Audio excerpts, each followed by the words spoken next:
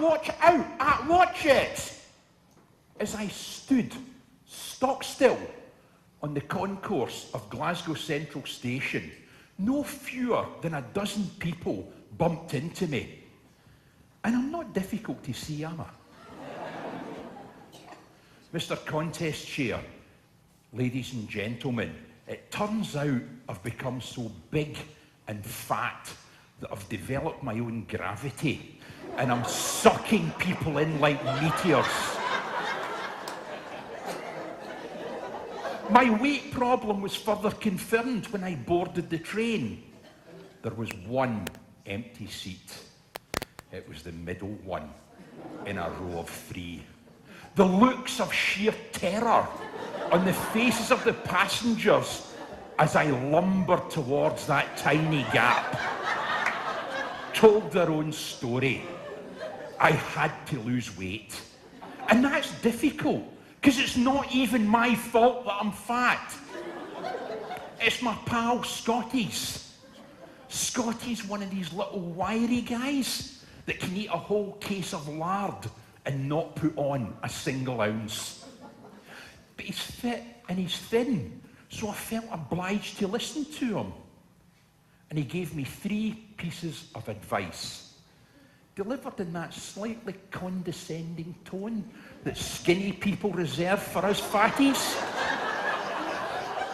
His first piece of advice: don't skip breakfast. Breakfast's the most important meal of the day. If you skip breakfast, you'll eat more during the day. So I started to have breakfast. Nothing much, just some toast and cereal, sausage, egg, bacon, black pudding, beans, tomatoes, mushrooms, fried bread, some more toast, coffee, juice, a normal breakfast. And he was half right. I didn't eat more during the day. I couldn't. But I did put on weight.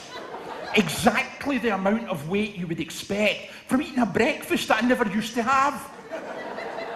His second piece of advice: don't eat anything after 8 o'clock at night. Everything you eat after 8 o'clock at night turns to fat because you're not so active. I tried. I really tried. But I couldn't sleep. I tossed and I turned. The hunger pangs kept me awake all night. And as I lay there in abject misery, a thought occurred to me. If everything I eat after 8 o'clock turns to fat, logically, the stuff I eat before 8 o'clock won't. So I just filled up in biscuits and sandwiches, and it worked. The hunger pangs disappeared. I slept like a baby. I mean, a big fat beardy baby. But I slept. His third piece of advice: don't shop when you're hungry. If you shop when you're hungry, you'll buy more food, so you'll eat more. That was easy. That was a no-brainer. That was a piece of cake. Well, actually, 2 pieces of cake.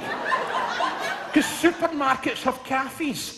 I just a couple of buns, cup of coffee, did my shopping, wasn't hungry, didn't buy more, didn't eat more. By this time, thanks to Scotty's advice, I've put on 100 pounds. I had to do something. Diet was the only answer. I went online, I did my research, and I tried them all. The 1-day diet, the 3-day diet, the 5-day diet, the 7-day diet, the GI diet, the Hollywood diet, the paleo diet, the soup diet, the banana diet. None of them work. Look at me. And there's 3 reasons why diets don't work. Number 1, it's a diet. You don't get enough to eat. You're always hungry, so it makes you miserable, so you want to eat more. Number 2, it's a diet. It restricts what you can eat, so you get bored, which makes you miserable, so you want to eat more. And number 3, yeah, you've guessed it, it's a diet.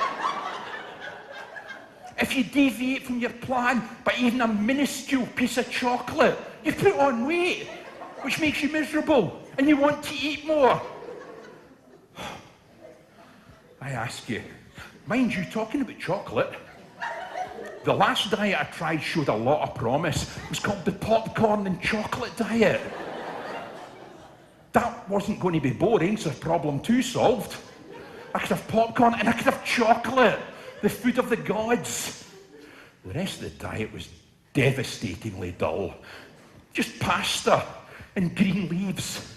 Even the popcorn was a disappointment.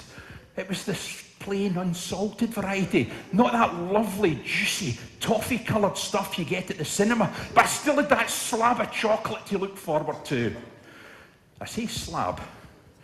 Being metricated at a very early age, I didn't know what an ounce of chocolate actually looked like. Let me enlighten you. That is what an ounce of chocolate actually looks like. Can you see it at the back? No, they can't see it at the front.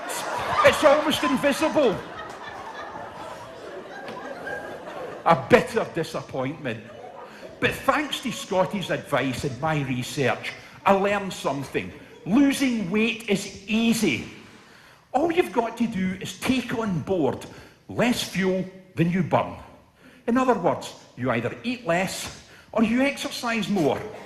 As a committed foodaholic that can't walk past a McDonald's unless I'm on my way to a Burger King, eating less isn't an option. A couple of months ago, I joined a gym. Go me! Apparently, joining's not good enough. Apparently, you have to turn up and actually use the equipment. Mr. Contest Chair, ladies and gentlemen, Monday morning, the new exercise regime begins. Is it going to work? I don't know, but what I can tell you is just thinking about it's making me hungry. But where did I put that chocolate?